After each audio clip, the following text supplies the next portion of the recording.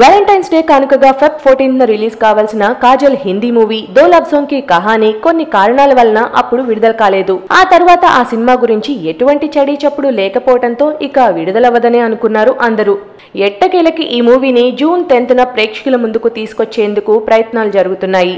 రణ్దీప్ హుడా కథానాయకుడిగా నటించిన ఈ చిత్రంలో కాజల్ కళ్ళు లేని అమ్మాయిగా నటిస్తుండగా ఈ హృద్యమైన ప్రేమ కథకు దీపక్ తిజోరీ డైరెక్షన్ చేస్తున్నారు.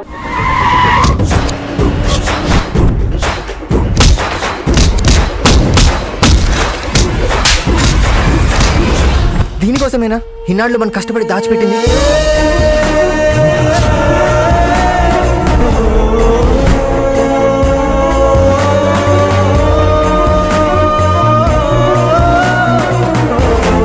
Right right